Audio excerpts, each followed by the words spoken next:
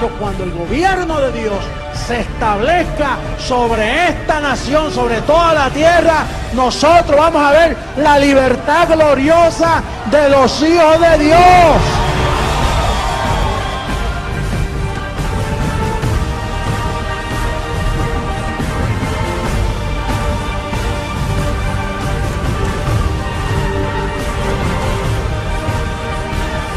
Mis ovejas oyen mi voz.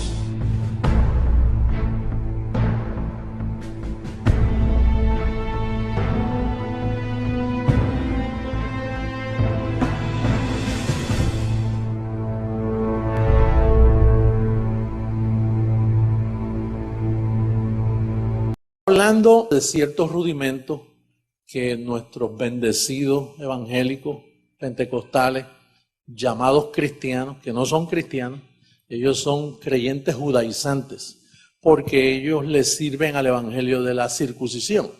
Por lo tanto, el evangelio que se predica fuera de Creciendo en Gracia es el evangelio de la circuncisión. Aquí solamente se predica la incircuncisión y tenemos derecho a llamarnos cristianos. Porque al primer que le llamaron cristiano fue a Pablo, porque Pablo predicaba la incircuncisión. A los discípulos de Jesús de Nazaret, a los apóstoles, nunca le llamaron cristianos. A ellos le llamaban los del camino. Ahora, cuando vieron a Pablo, por primera vez le llamaron a Pablo cristiano. Entonces nosotros tenemos derecho en decir que nosotros somos el único ministerio cristiano alrededor del mundo. No hay otros ministerios cristianos.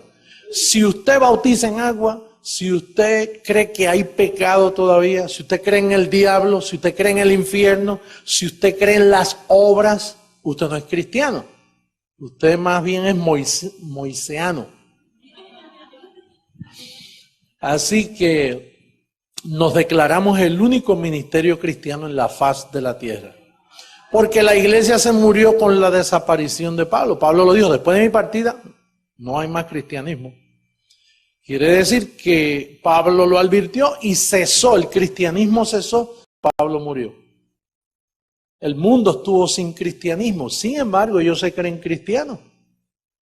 No, el cristianismo comenzó en el 1973, cuando la cabeza se movió. La cabeza de Dios, la mente de Dios estaba en Jesús de Nazaret. Luego esa cabeza se movió al resucitado. Y entonces por todos esos años al que le servíamos era el resucitado. Pero en el 1973 la cabeza se movió y me cayó encima. Y me cayó encima de mi cabeza. Y entonces desde ahí pues hemos venido hablando del cristianismo. Sencillo, ¿verdad? Tan simple como eso. A ti te suena que mucho trabajo te dio a ti, ¿verdad que sí? Y hoy vamos a hablar sobre un ministerio que no se ha entendido. No se ha entendido bien y por eso cometen el error de crecer sin la medicina adecuada. Se están alcanzando masas de personas para Jesús de Nazaret todavía. No para el resucitado. Ojalá estuvieran en el resucitado porque le falta un velo nada más. Pero todavía para Jesús de Nazaret. Y entonces ellos le llaman, ellos están buscando que todos se arrepientan y vengan al conocimiento del Señor. Vamos a ver segunda carta a los Corintios capítulo 5, versos 18 al 21. Para entender cuál debe ser el ministerio. Y todo esto proviene de Dios, quien nos reconcilió consigo mismo por Cristo y nos dio el ministerio del arrepentimiento. ¿Ministerio de qué? Eso es un ministerio. Ministerio de reconciliar a las personas. ¿Y en qué se basa ese ministerio de reconciliación? Que Dios estaba ¿dónde? En Jesús de Nazaret. Que Dios estaba en Cristo reconciliando consigo al mundo. no tomándoles en cuenta a los hombres sus pecados, y nos encargó a nosotros, Pablo hablando, ¿no? A nosotros la palabra de la reconciliación. Así que somos embajadores en nombre de Cristo, como si Dios rogase por medio de nosotros. Os rogamos en el nombre de Cristo, arrepentíos para con Dios. Reconciliaos con Dios. Al que no conoció pecado, por nosotros lo hizo pecado, para que nosotros fuésemos hechos justicia de Dios en él. Entonces, la iglesia, el ministerio que debe para traer vidas, para que la congregación crezca, debe ser un ministerio de reconciliar. No decir arrepiéntete, porque arrepentimiento es en contra de reconciliación. Es bien importante esto que estamos hablando. Muy importante, porque aquí depende si tú estás visitando una iglesia o una sinagoga. El apóstol Pedro, por causa de que él le servía al evangelio de la circuncisión, él decía, arrepentíos, decía Pedro, arrepentíos.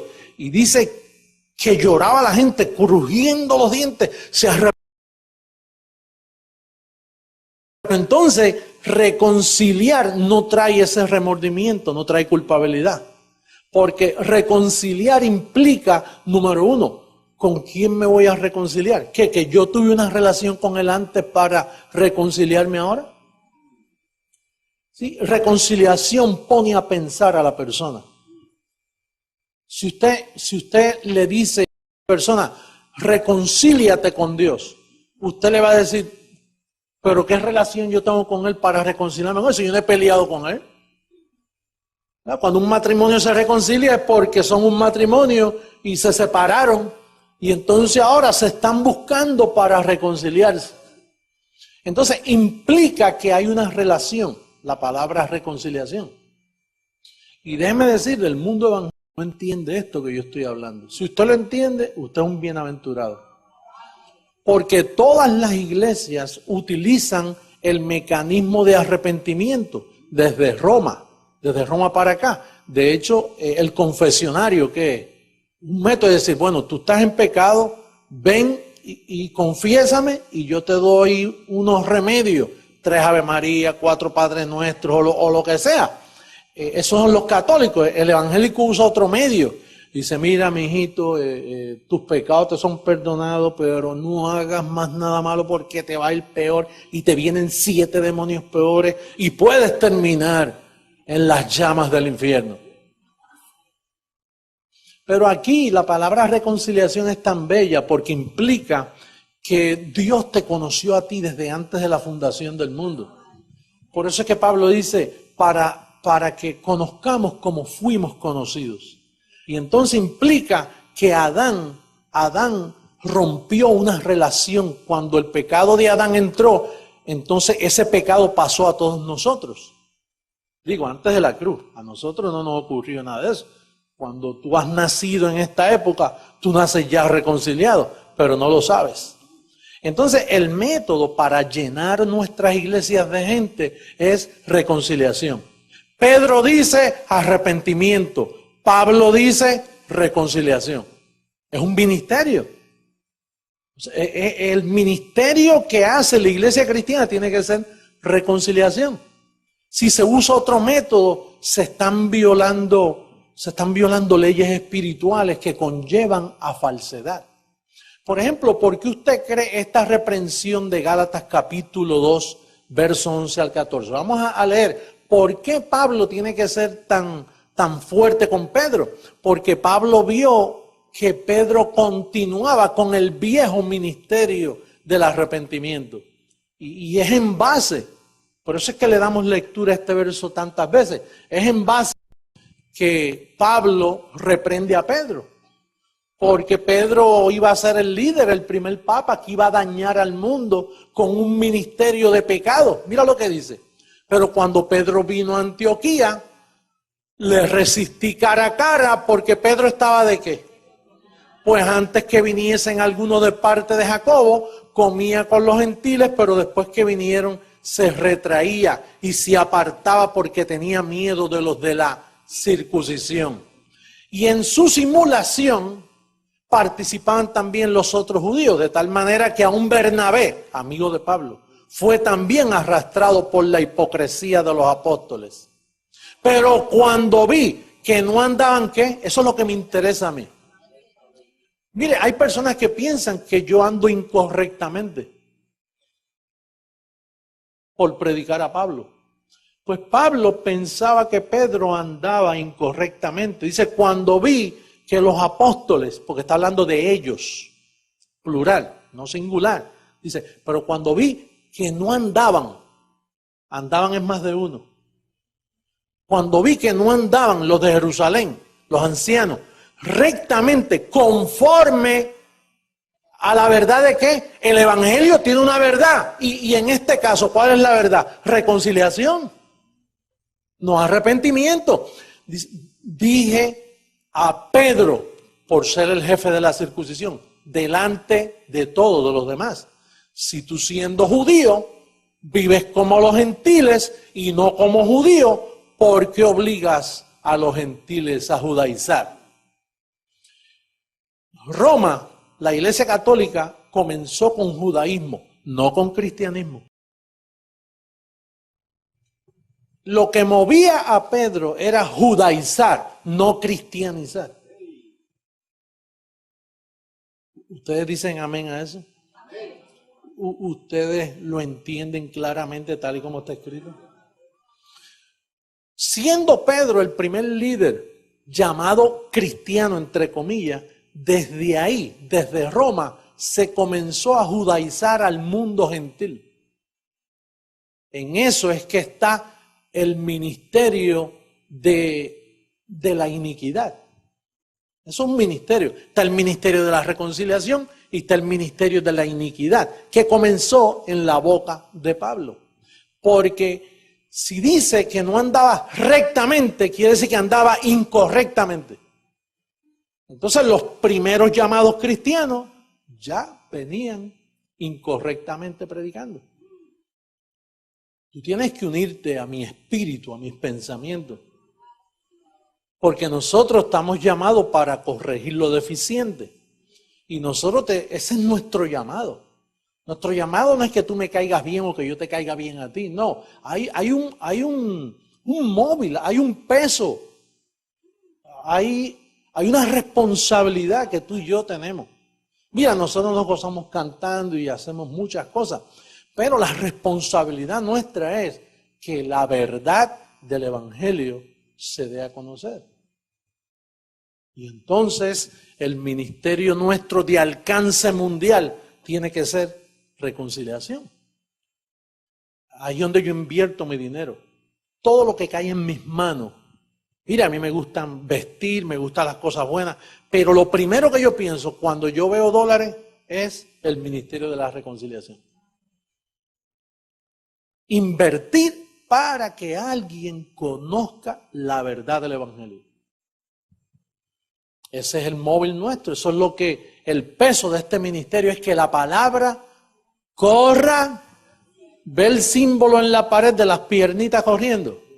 Ese símbolo, yo fui a una fábrica en Massachusetts hace más de 30 años, yo diría, cuando me resplandeció la idea.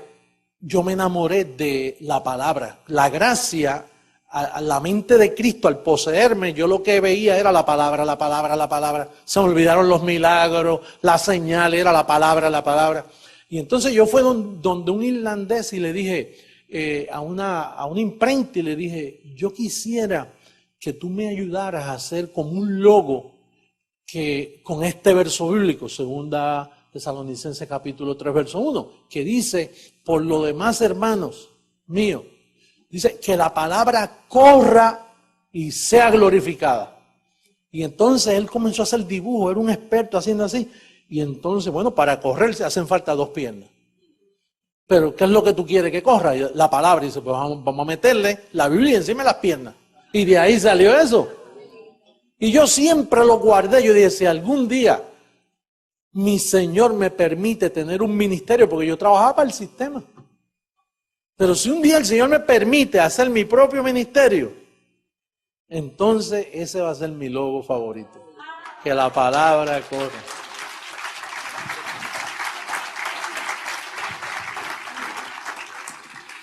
Oye, ¿y cómo ha corrido? Mira, corrió en tu vida y se glorificó. Oye, la palabra corrió y se glorificó. Pero ¿sabes lo que me alegra a mí? Que ningún ministro en el mundo puede decir lo que yo mismo. Corrió correctamente. Sí.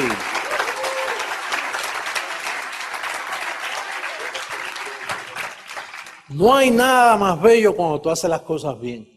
Eso te sientes realizado, te da un sentir, caramba, que se dice algo bueno, tú sabes, porque por el resto la carnecita siempre está hacia abajo. Pero cuando tú logras como que te balanceas, tú dices, ay, qué bueno que hice algo bien hecho. La palabra corrió correctamente. Mira, si tú sientes una felicidad profunda en tu vida y una paz, es porque la palabra corrió. Sí. Y se glorificó en tu vida. Yo antes, cuando estaba en el sistema, yo cantaba un himno que yo como que me quedaba ahogado ahí buscando eso. Dice, en el seno de mi alma hay una dulce quietud, se difunde embargando mi ser, una paz infinita que solo podrán los amados de Dios comprender. Y yo lo cantaba, pero siempre me quedó vacío. Me quedaba vacío porque si la mente no se te llena del conocimiento, el sentir carismático de tu carne, el misticismo que tú posees, porque la carne es mística y religiosa, incurablemente religiosa en nuestra carne. Pero solo cuando llega el ministerio de la reconciliación bien aplicado y tú te sientes que tu relación rota con Dios ya está arreglada, entonces tú tienes una verdadera reconciliación. Y entonces vas a entender que no eres un pecador. Porque dice que Dios estaba en Cristo no tomándoles en cuenta a los hombres sus pecados. ¿Quién los toma en cuenta? El sistema religioso te los toma en cuenta. Y te lo dicen, recuerda de dónde Dios te sacó. A mí si me dicen, recuerda de dónde Dios te sacó, sí me sacó de sus entrañas, desde antes de la fundación del mundo. De ahí fue que me sacó. Juan, de la circuncisión, Juan, recuerda por tanto de dónde has caído y arrepiéntete. No, si tú no has caído, tú lo que has caído en las manos de tu Señor. El mundo estuvo en pecado 2000 años atrás, antes de la cruz, pero vino el Cordero de Dios que quita. Y lo quitó, porque murió. Si murió, lo quitó. Si resucitó, te lo aseguró. Entonces no estás en tus pecados. La gente siempre piensa que hay pecado. Yo a veces cada vez encuentro versos bíblicos donde comprueban que el ministerio de la reconciliación es el único. Fíjate, vamos a ver ahí en Romanos capítulo 11, verso 27, mira cómo dice. Para alcanzar al perfectamente. ¿Qué dice? Y este será mi pacto con ellos cuando yo quite ¿qué? ¿Ah? Pero ¿quién dijo eso? Eso lo dijo el profeta. El profeta dijo, todavía no había llegado Jesucristo y el profeta dice, este será mi pacto con ellos cuando yo quite ¿qué? ¿Los quitó, sí o no? Si te los quitó, no te queda nada. Él se los llevó. Lo quitó en un solo día. En un solo día entró y en un solo día se los llevó. Mira cómo dice segunda carta a los Corintios 5:19, donde estuvimos leyendo. Segunda carta a los Corintios 5, verso 19. Que Dios estaba en Cristo. Mira, Dios estaba en Cristo reconciliando consigo al mundo. Allí se llevó todos los pecados hace 2000 años. No tomándoles en cuenta a los hombres sus pecados. No el pecado, pero sus. El de Adán y todos los cometidos ahí. A los hombres sus pecados. Y luego dio un ministerio y nos encargó a nosotros la palabra de la reconciliación. Qué pecado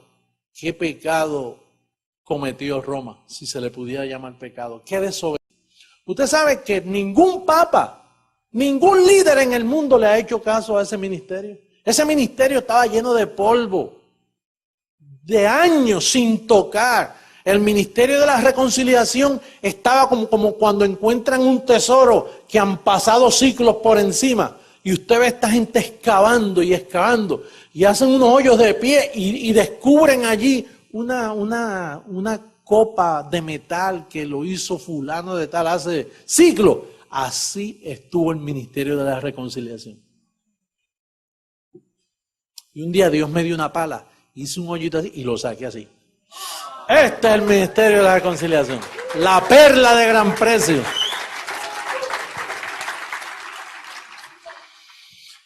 Ese ministerio es un ministerio que ha estado abandonado.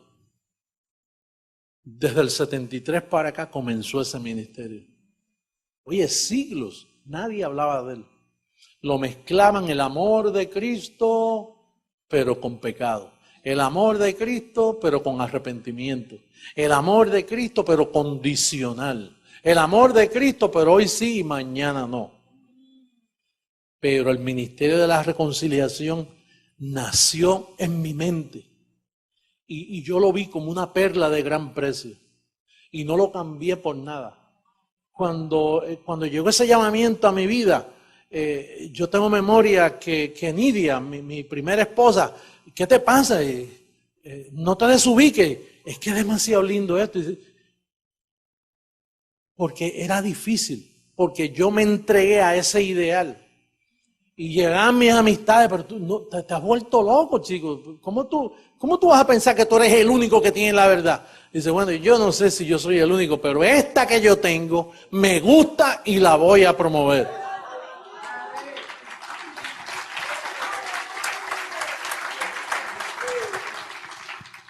Es más, llegaban gente a mi casa, aun cuando yo no estaba, y trataban de decirle a Nidia, mira, habla con él, porque es imposible, él está en contra de la corriente, todos van hacia acá y él es el salmón, va en contra de la corriente. Hablen ustedes con él, pero cuando él toma esas decisiones, a mí no, mira, yo vendí todo, carros, relojes, yo a veces me quedaba sin dinero. Y yo tenía 3 televisores y ponía uno, yo ponía una notita, yo vivía en un condominio y ponía una notita abajo, se vende televisor. Y entonces llamaban, mire que al lado de traer de Estados Unidos, es nuevecito, tiene tanto, así. ¿Se puede ir a verlo? No, yo solo llevo. Y yo con el televisor por todo el pasillo del condominio. Y ahí sacaba $400 y yo dije, esto me va a durar 1 día o 2 días o 3 días, los que fuera. Y después yo tenía un Rolex que yo tenía y dije, oye, ¿cuánto? Conseguí $1000 por él y vendí el Rolex. Y después vendí un carro que me había traído de aquí a Estados Unidos y vendí uno. Y vendí 2, porque yo tenía 3 automóviles. Me quedé con uno porque ya no aguantaba, imagínate. Y eso era... Y nada, yo estoy seguro que papá Dios me mira y dice, mira, encontró la perla, está loquito, lo tengo loquito.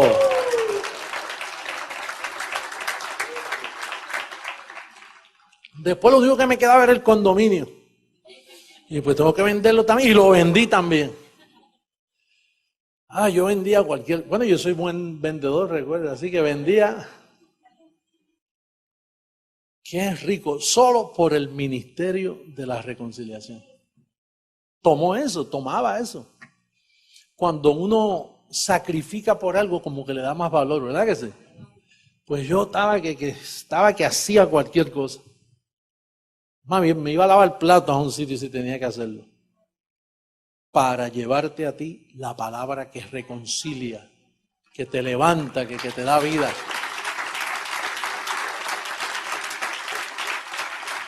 Vamos a ver ahora a Hebreos capítulo 9. Hebreos capítulo 9. Vamos a leer el verso 13.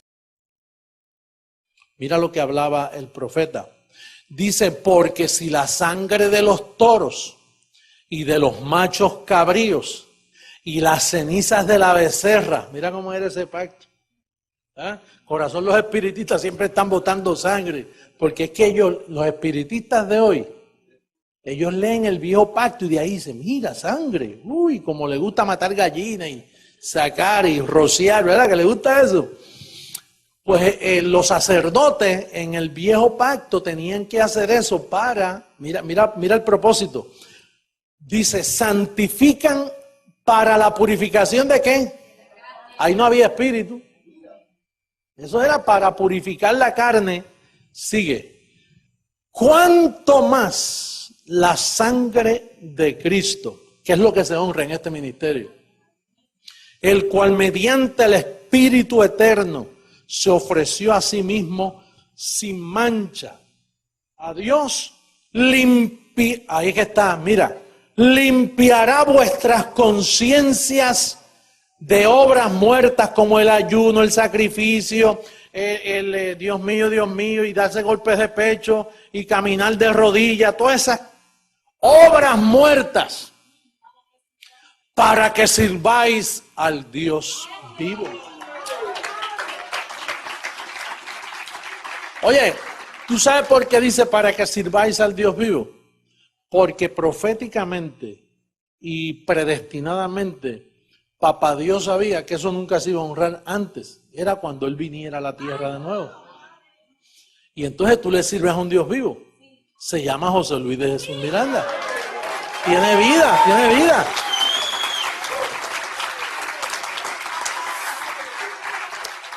Vamos a seguir leyendo. Dice, así que por eso es ¿qué? Ahora es que estoy mediando. Eso es lo que... mediador de un nuevo pacto, para que interviniendo muerte para la remisión de las transgresiones que había bajo el primer pacto, los llamados reciban la promesa de la herencia, ¿qué? Porque donde hay testamento es necesario que intervenga muerte del testador, porque el testamento con la muerte se confirma, pues no es válido entre tanto que el testador vive, de donde ni aún el primer pacto fue instituido sin sangre, porque habiendo anunciado Moisés todos los mandamientos de la ley a todo el pueblo, tomó la sangre de los becerros y de los machos cabríos con agua, lana, escarlata, hisopo y roció el mismo libro y también a todo el pueblo, diciendo, esta es la sangre del pacto que Dios os ha mandado. Además de esto, roció también con la sangre el tabernáculo y todos los vasos del ministerio. Y casi todo es purificado según la ley con sangre. Y sin derramamiento de sangre no se hace remisión. Fue pues necesario que las figuras de las cosas celestiales fuesen purificadas así, pero las celestiales mismas con mejores sacrificios que estos. Porque no entró Cristo en el santuario hecho de mano, figura del verdadero, sino en el cielo mismo, para presentarse ahora por nosotros ante Dios. Y no para ofrecerse muchas veces como entra el sumo sacerdote en el lugar santísimo cada año con sangre ajena. De otra manera, hubiese sido necesario padecer muchas veces desde el principio del mundo. Pero ahora, detente ahí, pero ahora en la consumación de los siglos, eso sucedió hace 2000 años atrás, se presentó una vez para siempre por el sacrificio de sí mismo. ¿Para qué? ¿Para qué? Y para quitar de en medio el pecado. ¿Dónde está el pecado? Lo quitó. ¿Y los evangélicos qué dicen? Que está en medio. ¿Qué predica el del pueblo? Pecado. ¿Qué es una misa? Recordatorio de pecado, símbolo de pecado. ¿Cuáles son los sacrificios pentecostales carismáticos de estos últimos días? Pecado. Hay que salvar las almas del pecado. Aquí no se predica salvar almas del pecado. Aquí lo que se predica es reconciliar vidas preciosas para que sepan que no hay pecado, que Él lo llevó hace 2000 años.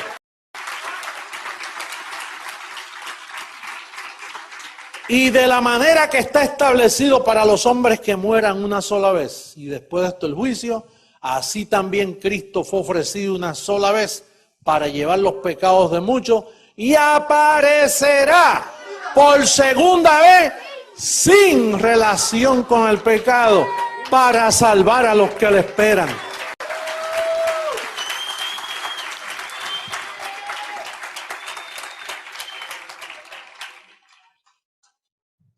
Apareció por segunda vez sin relación con qué.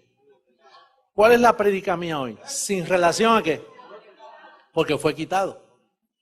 Así que bendecido, vamos a darle un aplauso a nuestro Señor, a mi Señor.